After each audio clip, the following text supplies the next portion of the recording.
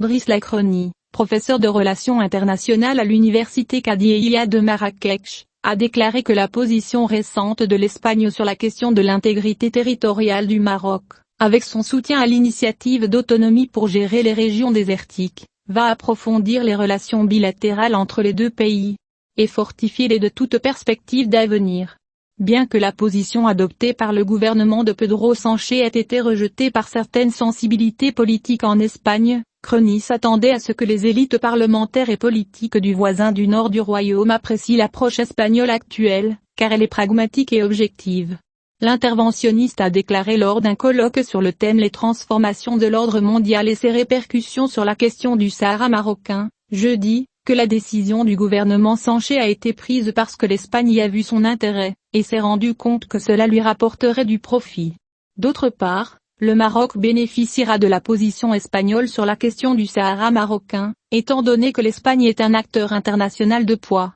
ce qui renforcera la force de la proposition marocaine d'autonomie dans les pays de l'Union européenne, ainsi que dans les pays latino-américains qui ont des relations distinguées avec l'Espagne, selon une lecture de Lacroni. Dans son interprétation de la sortie de l'Espagne de la position ambiguë sur la question de l'intégrité territoriale du Maroc, le directeur du laboratoire d'études constitutionnelles et d'analyse de crise de l'université Qadiyya de Marrakech a estimé que la transformation qui s'est opérée était le résultat d'un nombre de messages envoyés par Rabat à Madrid. Il a expliqué que l'Espagne a réalisé que le Maroc a changé et est devenu une puissance régionale avec des alliances diverses, et qu'il n'accepte plus un partenariat sélectif basé sur l'Espagne réalisant des intérêts et gagnant des gains de sa relation avec son voisin du Sud et en même temps offensant par ses querelles sur son intégrité territoriale. Il a ajouté que le projet d'autonomie présenté par le Maroc comme une solution au conflit du Sahara, qui balance entre unité et indépendance, est le même projet sur lequel est bâtie la mesure politique en Espagne,